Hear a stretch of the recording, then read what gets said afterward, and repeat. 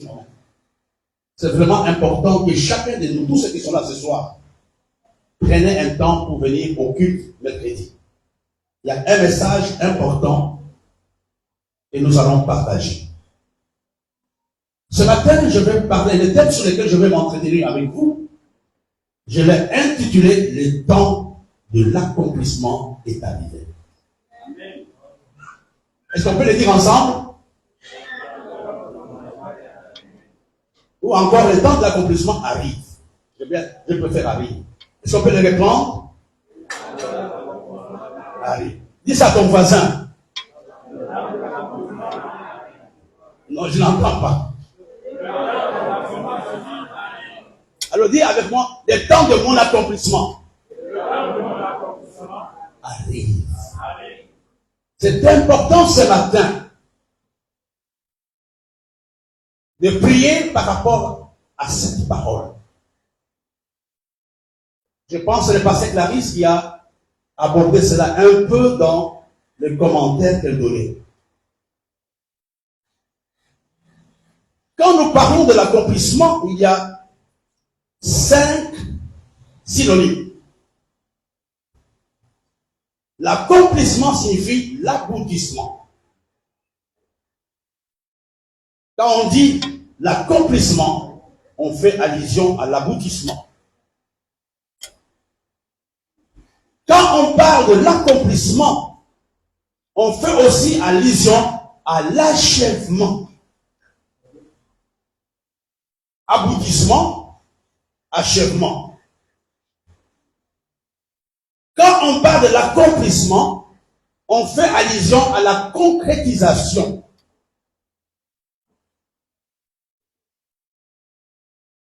Aboutissement, achèvement, concrétisation.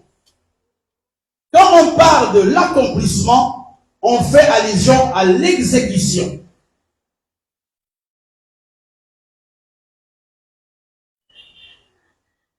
Et enfin, quand on parle de l'accomplissement, on fait allusion à la réalisation.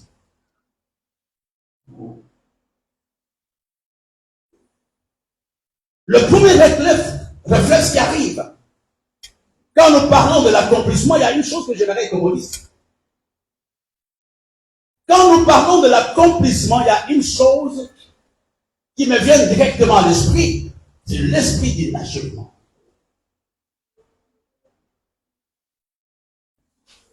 Vous savez, beaucoup d'entre nous ont des promesses. Beaucoup d'entre nous ont des projets. Mais malheureusement, ce projet n'aboutit pas. Malgré la bonne volonté. Pourquoi? Il y a un esprit d'inachèvement. Mathias et moi, nous sommes sur un projet depuis peut-être 1 ou 2 ans, mais on n'arrive pas à le faire démarrer. La reprise des activités de la salle université. Accomplir signifie concrétiser.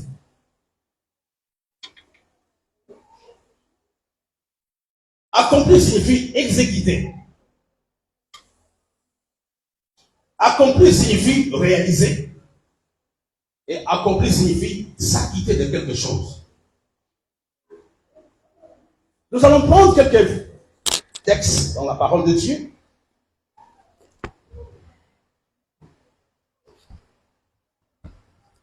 Il y a un texte qui m'a beaucoup aidé au début de ma foi.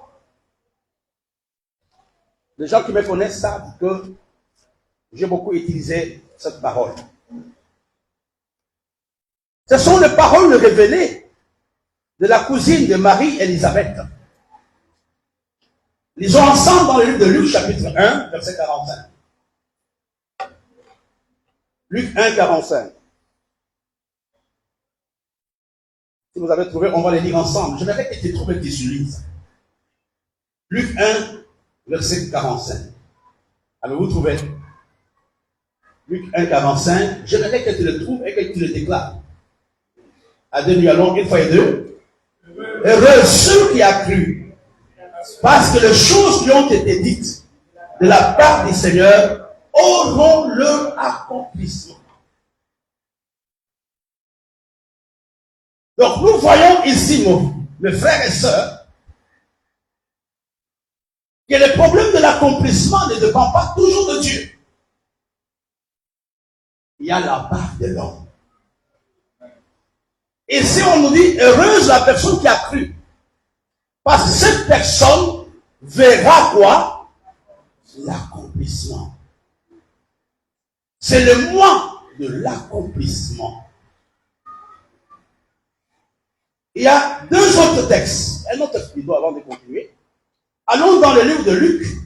Parce que nous sommes dans le même chapitre, plutôt dans le même livre. Luc chapitre 4, verset 21. Là, ce sont les paroles du Seigneur. Commençons à partir du verset 16 jusqu'au verset 21. Pasteur, tu peux m'aider? Chapitre 4, verset 16 à 21. Il se rendit à Nazareth, où il avait été élevé, et selon sa coutume, il entra dans la synagogue le jour du sabbat. Il se leva pour faire la lecture, et on lui remit le livre du prophète Isaïe. L'ayant déroulé, il trouva l'endroit où il était écrit: L'Esprit du Seigneur est sur moi, parce qu'il m'a oint pour annoncer une bonne nouvelle aux pauvres. Il m'a envoyé pour guérir ceux qui ont le cœur brisé, pour proclamer aux captifs la délivrance et aux aveugles le recouvrement de la vue, pour envoyer libres les opprimés, pour publier une année de grâce du Seigneur. Ensuite, il roula le livre, le remit au serviteur et s'assit. Tous ceux qui se trouvaient dans la synagogue avaient les regards fixés sur lui. Alors il commença à leur dire: Aujourd'hui, cette parole de l'Écriture que vous venez d'entendre est accomplie. Alléluia. C'était la parole d'Isaïe qui avait prononcé les paroles que Jésus avait prononcées. C'était sa première lecture biblique après la tentation dans le désert. Et à la fin de la lecture, Jésus fait une déclaration que ces paroles viennent de s'accomplir. J'arriverai tout à l'heure au message. Allons dans le livre de Habakkuk. J'ai donc beaucoup de versets pour que la pensée soit fixée. Sinon, on va être éparpillé sans comprendre de quoi il est question. J'aime après le culte, quand chacun rentre, qu'ils disent qu'est-ce que le bishop a dit, et la personne dit exactement ce que je dis.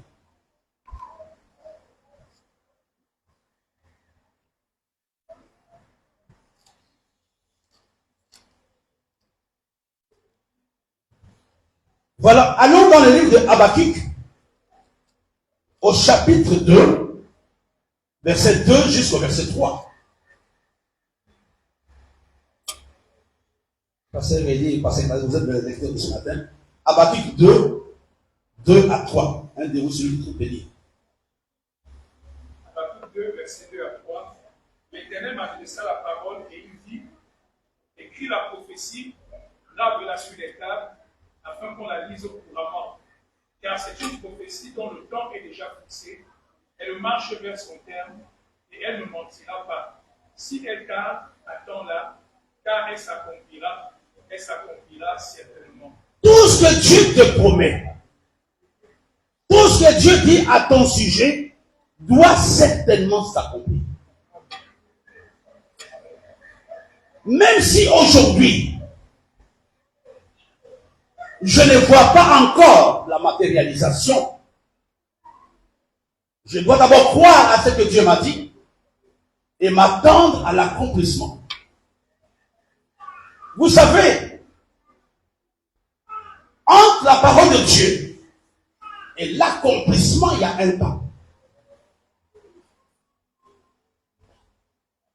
On va revenir là-dessus après. Prenons un autre texte dans le livre de Genèse au chapitre 21.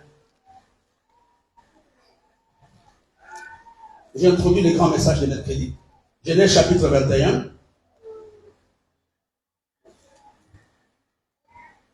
Versets 1 et 2.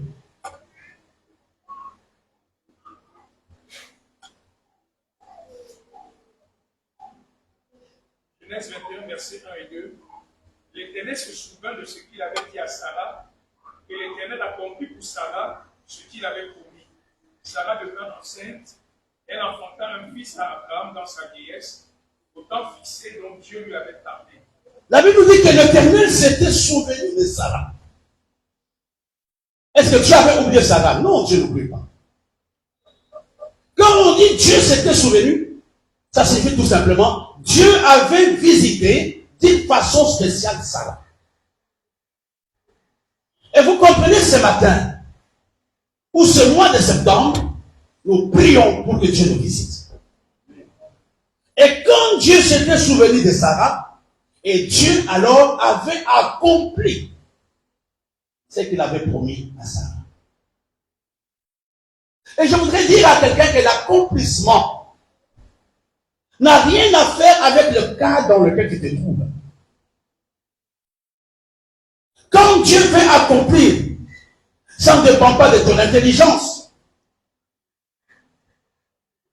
Et si n'oublions pas, Dieu avait fait la promesse. Mais il fallait à peu près 25 ans pour que Dieu accomplisse la promesse. Et c'est la raison pour laquelle ne soyons pas pressés de mettre un jugement quand le jour ne marche pas.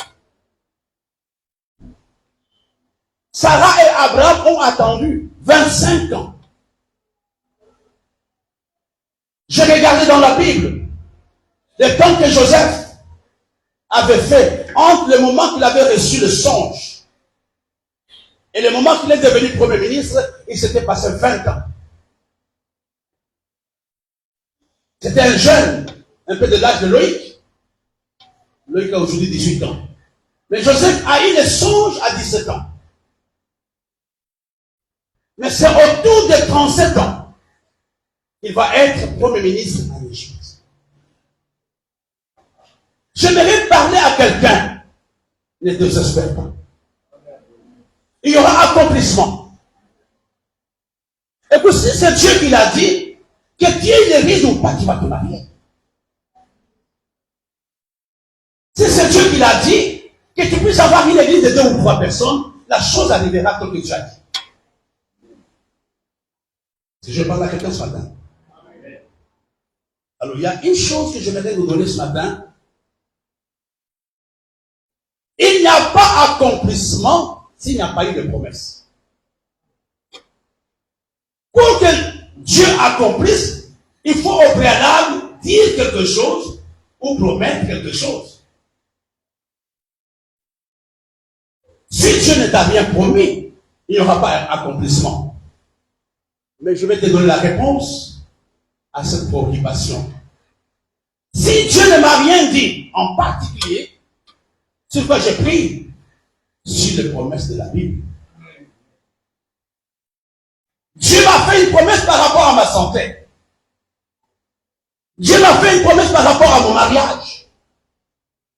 Dieu m'a fait une promesse par rapport à mon futur. Si Dieu ne m'a pas dit d'une façon claire et nette, je vais m'approprier de promesses qui sont dans la Bible.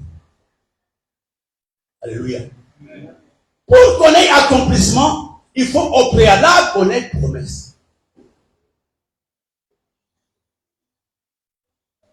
C'est un mois pendant lequel tu peux prendre un verset de la Bible et commencer à t'approprier de ces versets. J'aime quand le passé Clarisse dans les versets. Vraiment, elle croit dans ce qu'elle dit. Elle est dans son verset. C'est ce que Dieu attend de nous, c'est moi. Nous approprier des promesses de Dieu.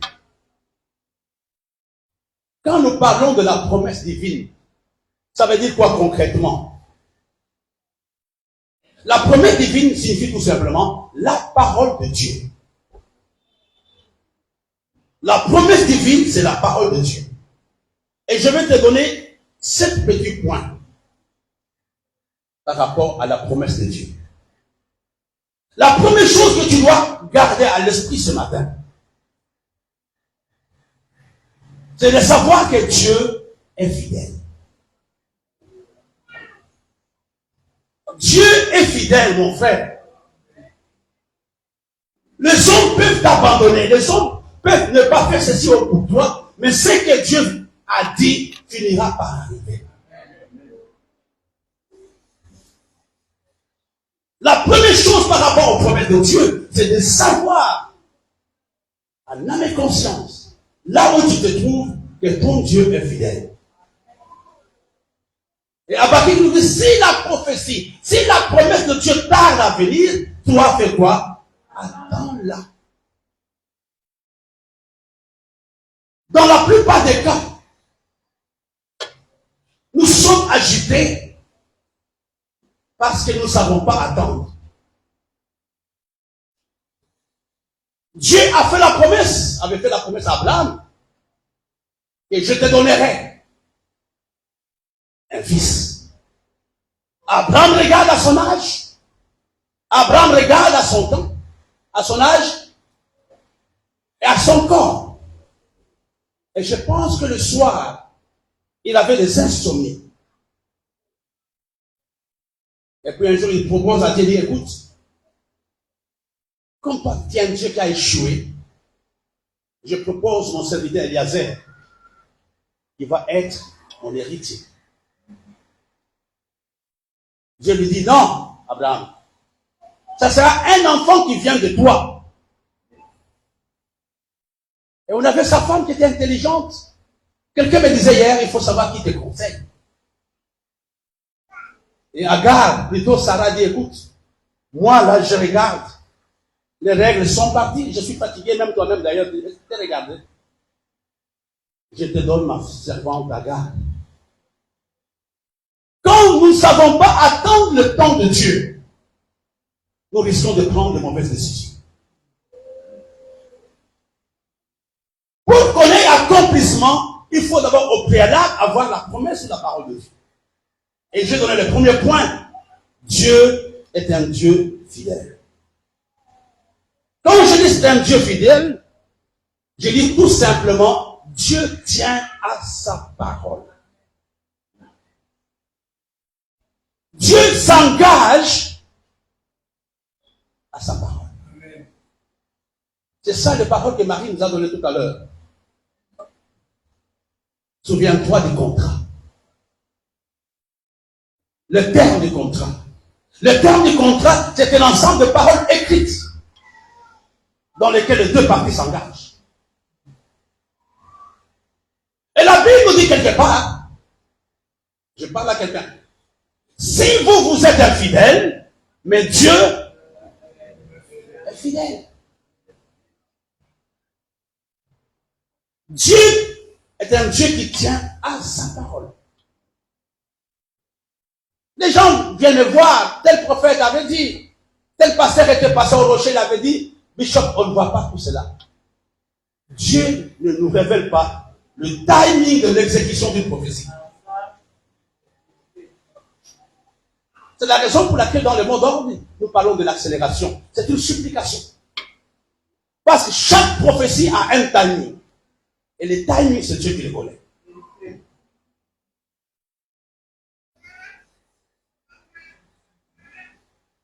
Vous savez, je ne suis pas politicien même de là. J'ai suivi la réunion des serviteurs de Dieu à Libreville. La plupart des gens qui ont été reçus par les présidents des transitions, ce sont des amis. Et je connaissais ce que ce pasteur demandait à Dieu. Depuis des années. Qu'est-ce qu'il demandait? Que la nation gabonaise revienne à Dieu.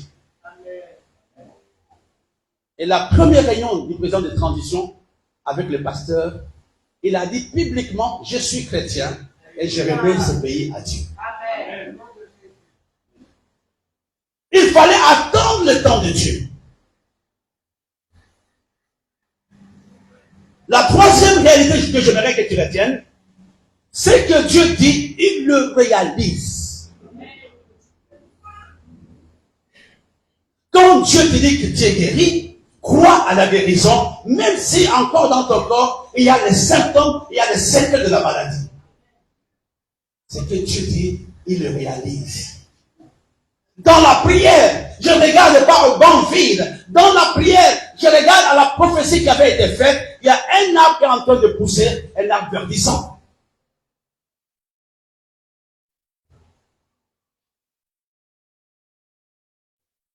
Quand Marie parlait du terme de contrat, je me suis rappelé de mon contrat.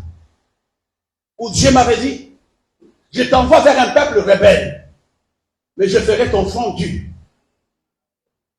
Et je savais ce qui m'attendait.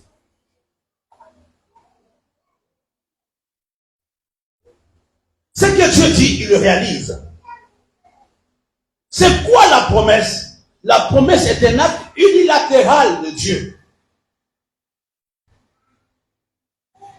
par lequel il prend un engagement de bénir un homme ou un groupe d'hommes. La promesse est un engagement personnel de Dieu. La promesse, Dieu ne te consulte pas pour te faire une promesse. C'est un acte unilatéral de Dieu par lequel il s'engage à faire quelque chose pour l'homme. Et dans la prière de ce mois, c'est de rappeler les promesses de Dieu à Dieu. Tu m'avais dit, tu m'avais promis, Seigneur, je vais voir cela. Il y a un texte que j'aimerais vous montrer. J'espère que je le trouverai. Je crois que dans Genèse chapitre 28. Pasteur Elie, vous pouvez m'aider. Genèse chapitre 28, verset 15.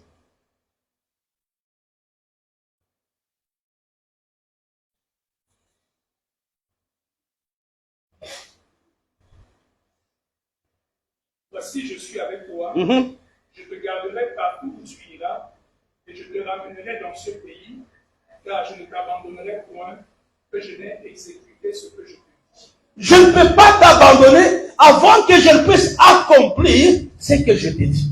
Amen. Il parle à un homme indigne.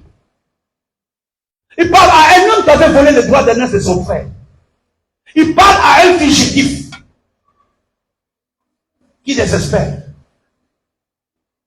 Et en pleine nuit, Dieu apparaît à Jacob. Il dit, écoute, je suis Dieu. Je serai avec toi partout où tu seras. Mais sache que je ne peux pas t'abandonner avant que je ne puisse exécuter la parole que je t'ai faite. Je parle à quelqu'un, je parle aux pasteurs, aux anciens. Je me parle à moi-même. Si c'est Dieu qui t'a appelé, n'aie pas peur. Peu importe le résultat apparent.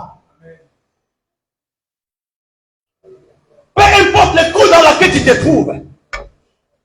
Peu importe la nuit dans laquelle tu te trouves. Mais sache que Dieu exécutera le pourquoi de ton appel.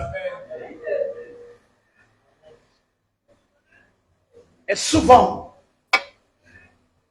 nous abandonnons avant de voir l'exécution ou l'accomplissement de la promesse de Dieu.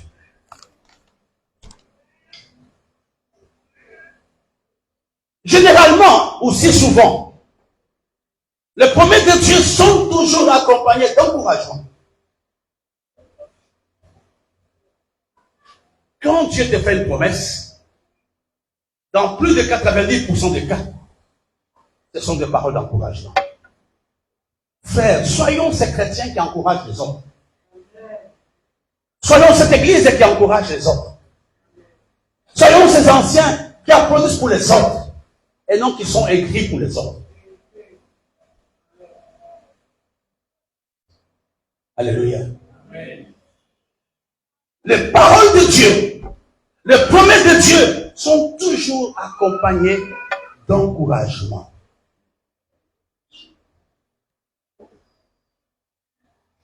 Est-ce que vous pouvez vous rappeler? Il a promis d'être avec nous. Je m'accroche à lui, je m'accroche à lui. Il a promis d'être avec nous. Sa fidélité durera toujours. Sa fidélité durera. À deux. Il a promis Je m'accroche à lui, je m'accroche à lui. Il a promis d'être avec moi, sa fidélité durera toujours, sa fidélité durera toujours, son amour durera toujours, son amour.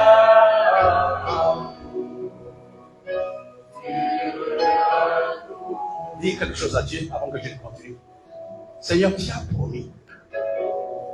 Peu importe les choses par lesquelles je passe, je vais continuer à croire à ton amour. Je vais continuer à croire à ta bonté. Peu importe le rejet des hommes, peu importe les combats par lesquels je passe, Seigneur, je te fais confiance.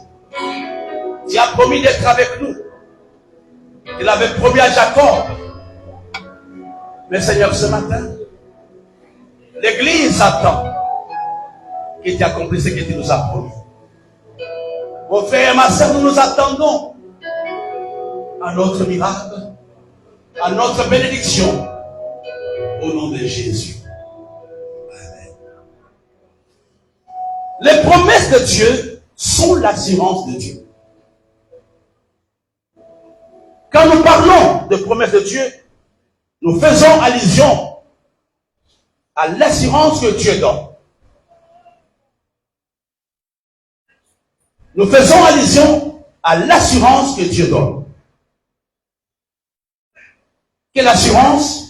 Premièrement, de bénir.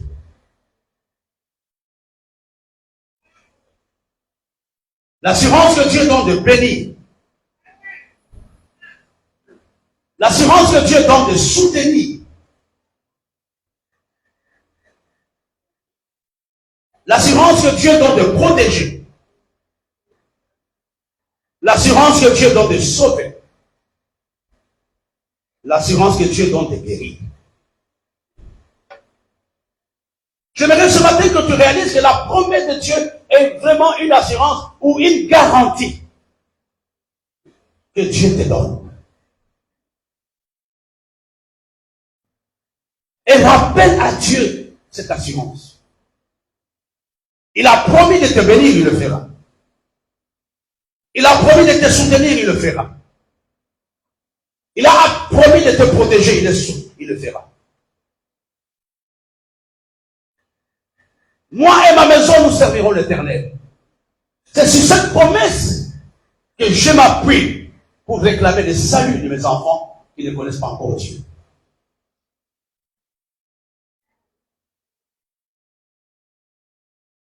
Mes frères et sœurs, ce matin, nous sommes là pour prier par rapport à l'accomplissement. Entre la promesse et l'accomplissement, il y a un temps ou une période.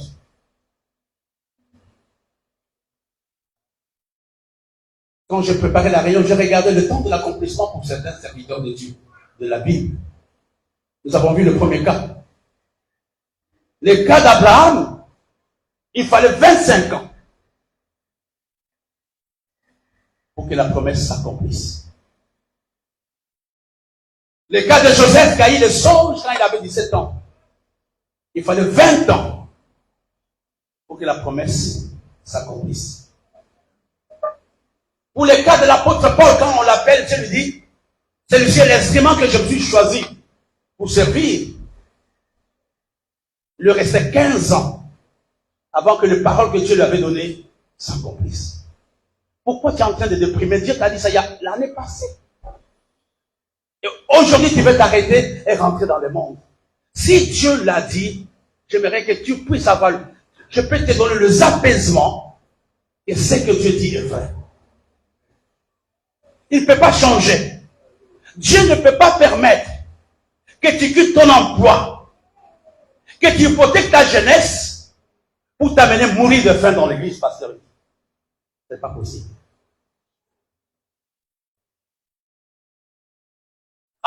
je termine, je vais revenir là-dessus le mercredi. Nous parlons de l'accomplissement.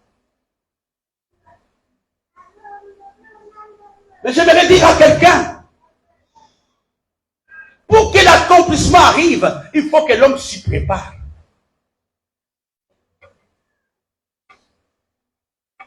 Dans la plupart des cas, il n'y a pas d'accomplissement parce qu'ils ne sont pas prêts. Dieu n'est pas... C'est un petit monsieur. Il connaît la chose que tu penses avant que la chose n'arrive. Quand j'ai décidé que le jour que j'aurai autant d'argent, voilà ce que je veux faire. Regarde tous tes projets, il n'y a pas la part de Dieu. Il peut te faire la promesse, il dit non. Tant que Mathias, tant que Pierre ne change pas, je ne peux rien faire pour lui. Vous savez, c'est important quand je prêche là-dessus, de dire à l'église, quand Dieu nous donne une prophétie, il faut qu'on se prépare. Il faut que je me mette dans un contexte où la prophétie s'accomplira. Mais une autre parenthèse que j'aimerais prononcer, que j'aimerais vous donner. La prophétie ou l'accomplissement peut arriver, mais au bout de beaucoup de souffrances. Et quand il arrive, il est déjà détruit. Quand il arrive, il est sur le lit d'hôpital.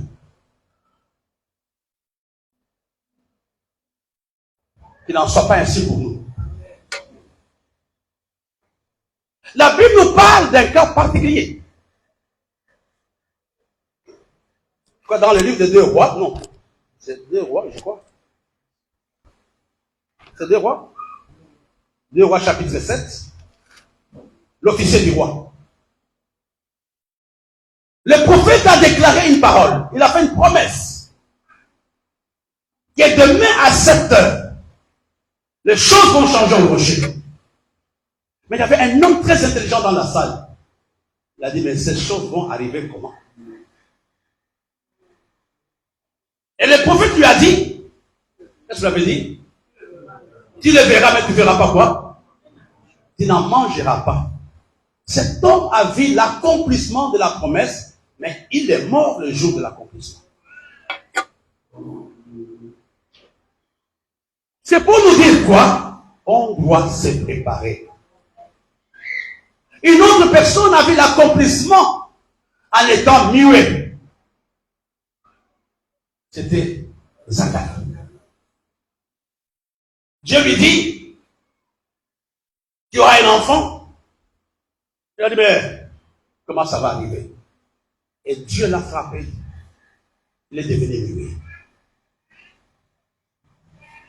Quand nous parlons de la préparation à l'accomplissement, il y a 5 facteurs qui entrent en ligne de compte, sur lesquels j'aimerais attirer notre attention. On va y revenir le mercredi. La première chose, c'est notre attitude. L'attitude peut retarder l'accomplissement des promesses de Dieu.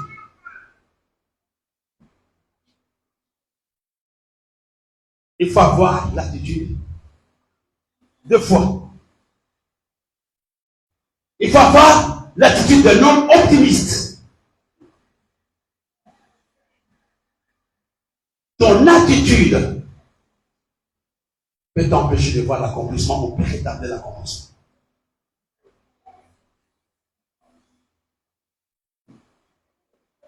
Et tu comprends ce matin, je parle à quelqu'un qui ne s'attend plus rien de Dieu. Qui pense que tout est fini pour l'église.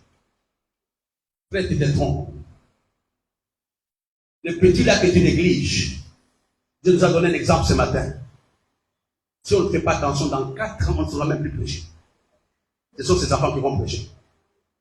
4 ans même, c'est beaucoup.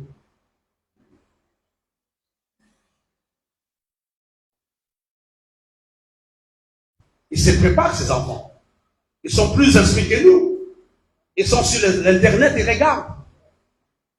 Quand je cause avec ces enfants, les questions qu'ils me posent, il faut vraiment avoir le pied sur le sol.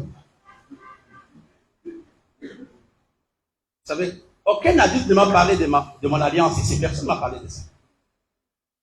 Ce sont les enfants de Pasteur Dick qui sont les premiers à remarquer. Elle dit, mais dis-moi ça pourquoi? Il fallait que je les explique.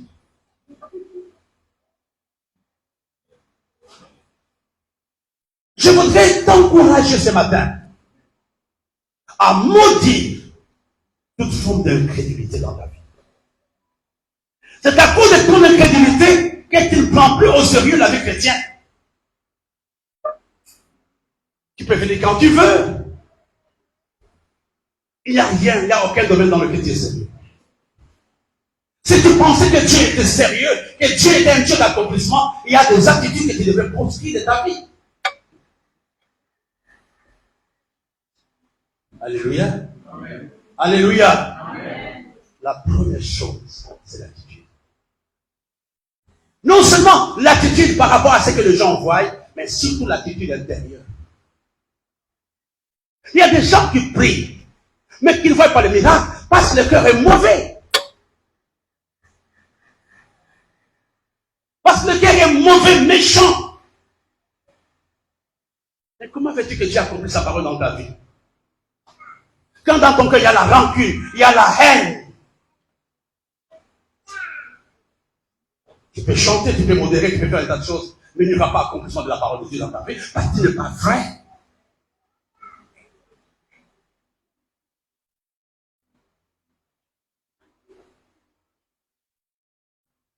La Bible nous dit que ce n'est pas tous ceux qui m'appellent Seigneur, Seigneur.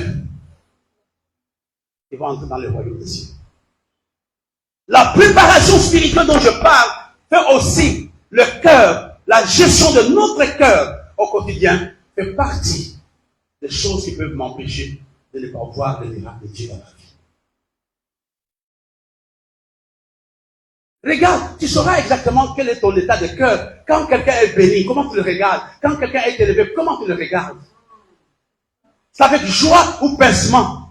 Même quand tu viens de félicitations, mais une félicitation aigre, félicitations.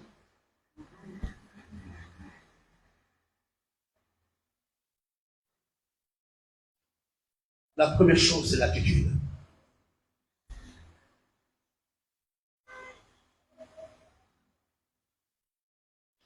Mon Dieu, je t'aime. Mon Dieu, je t'aime.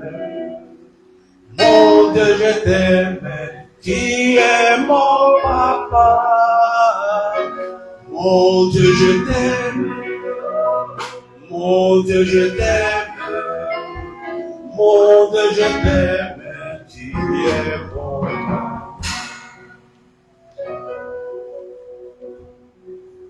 Regardons dans le livre de Actes, chapitre 9.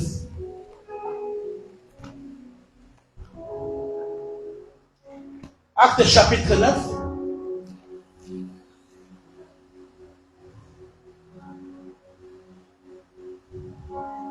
Parce qu'il dit, Actes 9, verset 15. Parce que Clarisse me dit 23. Actes 9, 15, 23. Acte 9, 15. Mais le Seigneur lui dit, va, car cet homme est un instrument que j'ai choisi pour porter mon nom devant les nations, devant les rois et devant les fils d'Israël. Regardez cette promesse de Dieu pour la vie de l'apôtre Paul, c'était accompli après 15 ans. Mais entre l'accomplissement et la promesse, il y a eu des choses qui sont arrivées. Parce que Clarisse, tu peux m'aider. 23 et 24, 25, oui.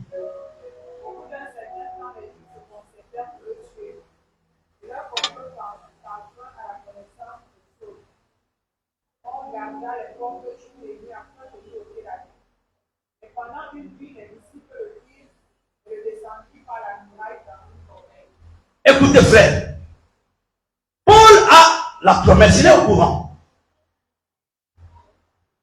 Et n'oublie pas que quand tu as la promesse de Dieu, quand tu as la révélation de Dieu, cela ne te met pas à l'abri des combats.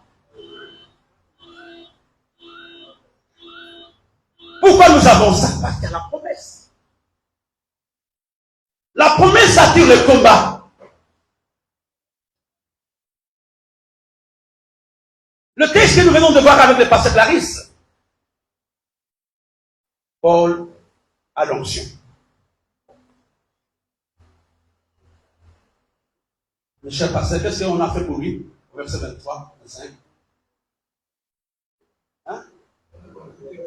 On a complété pour les tuer. Et comment ils ont réagi? On l'a mis dans une corbeille et on l'a fait passer par lui. Le deuxième élément capital dans la préparation pour attendre l'accomplissement, c'est la sagesse. La Bible nous dit quelque part que le prudent le voit le mal, il se cache. Plusieurs parmi nous passons à côté de ce que tu as prévu pour nous parce que nous ne sommes pas sages. Je pense que si c'était Barthélemy, il pouvait dire, écoutez, moi j'ai l'onction, même si Barthélemy, et encore, peut-être Mathias, on peut aussi mettre Charlotte, il pouvait dire, laissez-le venir. Moi Dieu m'a appelé, on va le confondre.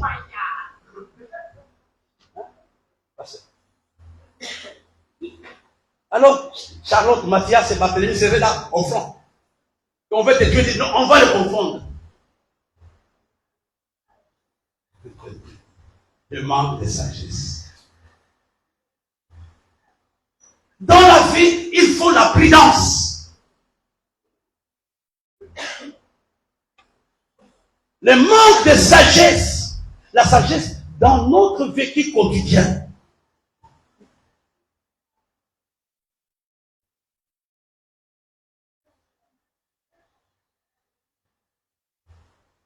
Il y a des moments, la sagesse m'amène à me taire. Non, Dieu m'a donné ça. Je vais donner l'exemple plus facile. Dans la préparation à l'accomplissement, le premier point, c'est l'attitude de foi. L'attitude optimiste. Le deuxième point, c'est la sagesse.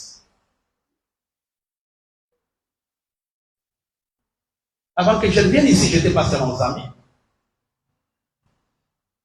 Il y avait un ami, Jerry Makassa, c'est pas qu'est-ce qu'il est devenu, il était pasteur. Et les gouverneurs de la ville l'aimaient beaucoup. À cause de ses émissions à la radio. Une fois, le gouverneur lui a dit, écoute, passe me voir au bureau. On va causer. C'est vrai que moi, c'était un milieu que je ne fréquente pas beaucoup. Il m'en a parlé, il m'a dit, non, moi, je ne peux pas venir. Je n'ai pas voulu aller chez les gouverneurs. Il y avait un autre ami pasteur. On lui a dit, le gouverneur t'attend. Il a dit, mais le monsieur à la cigare a dit, encore aujourd'hui même, c'est sa délivrance. Que comme il m'appelle là, ce n'est même pas lui qui a été appelé, c'est Jerry Makassa qui a été appelé. Il a appelé un autre ami, il a dit, bon, c'est maman José qui a été appelée, il parle avec Charlotte. Il a dit, aujourd'hui, ils vont me sentir là-bas, ils vont voir mon onction. Et le gouverneur était content, il avait préparé des enveloppes à leur donner, parce qu'on était plus avec combien de gens? Il a dit, je vais avec un ami. Il y avait les juifs, le gouverneur était content, il les suivait à la radio. Alors ils sont entrés, le pasteur a jeûné avant de partir. Le pasteur pas invité, les sous-invités. Quand ils sont partis, le protocole les attendait, on l'a amené dans le bureau du gouverneur. Il les a fait asseoir, il a serré la main, le pasteur a refusé. Il a commencé à prier en langue.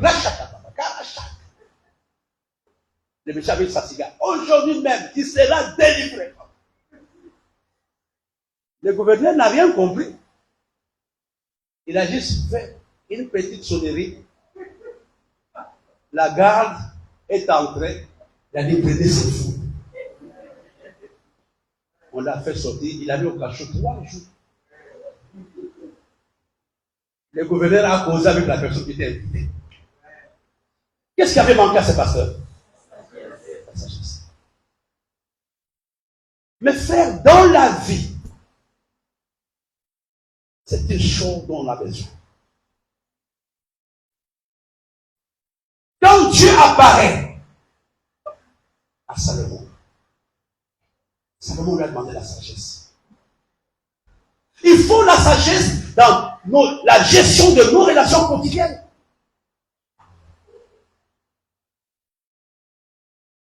Il faut la sagesse dans l'éducation de nos enfants. Tu penses que tu es sage quand tu insultes ton médecin?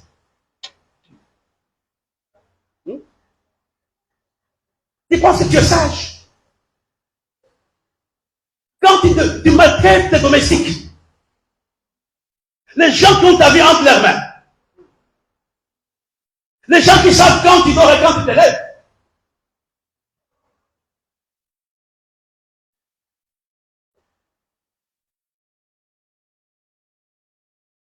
Il y a des exemples que je ne peux pas donner ici. Maman Elali et moi, nous connaissons l'histoire d'une dame qui était tuée par son gardien à cause de 10 000 francs. Maman Elali, tu te rappelles? 10 000 francs. Le gars qui gardait, il n'a pas voulu donner les 10 000 francs. Le gars est venu la tuer. En 96-15, une ménagère a tué toute une famille à Nouvelle. À cause de la méchanceté de la femme.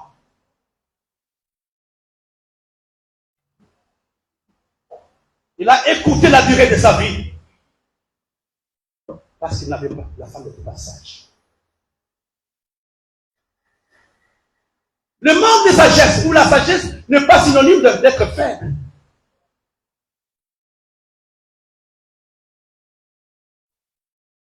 Tu comptes le médecin qui soigne ton enfant. Et le matin, tu amènes ton bébé pour que le médecin traite. Il aura quelqu'un pour traiter ton enfant.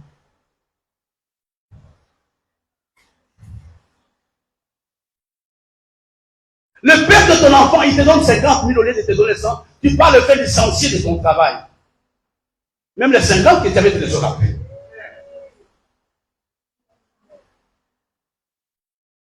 Le manque de sagesse. Dieu pourtant m'a promis, oui, Dieu t'a promis, mais tu n'as pas de sagesse. Ton attitude n'est pas bonne. Vous savez, dans la vie, nous sommes encore dans la chair. Il y a des gens, quand tu les vois, tu as envie d'aider. Mais d'autres n'ont pas envie d'aider. Parce qu'ils n'ont pas de sagesse.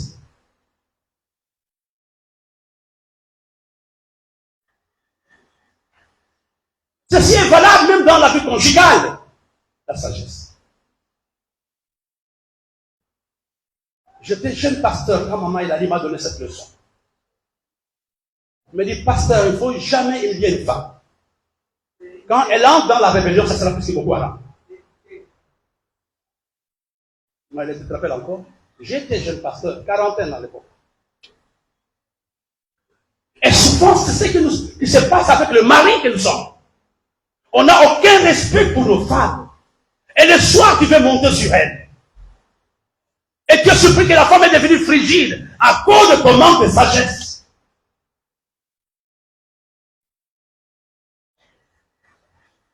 Elle a un cœur comme le tien.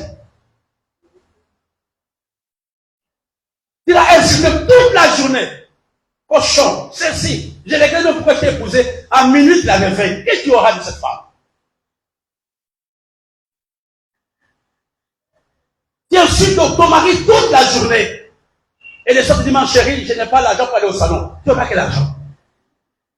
Même si c'est moi, je ne vais pas te donner.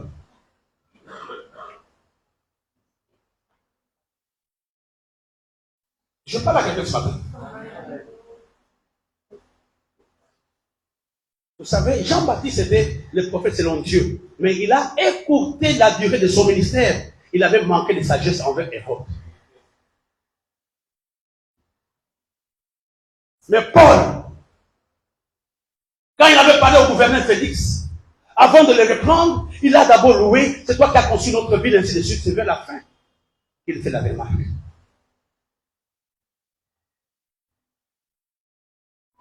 Il y a des gens qui écoutent la durée de leur vie, de leur ministère, de leur relation par manque de sagesse.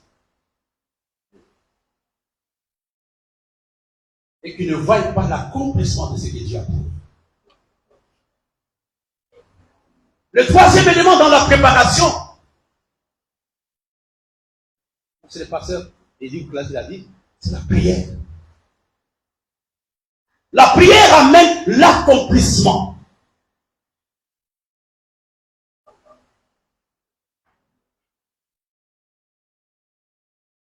Et le dernier élément, ou l'avant-dernier élément, c'est apprendre à être patient. La patience.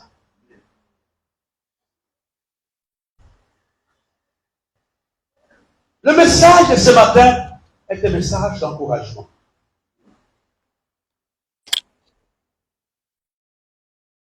Il y a des gens qui pensent que Dieu les a oubliés.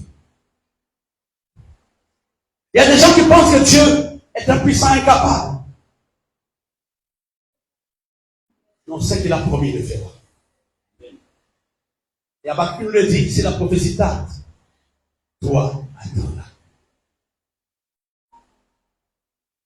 Nous voulons ensemble nous tenir devant Dieu ce matin. Avec deux sujets de prière. Le premier sujet, c'est maudit pour le mois de septembre.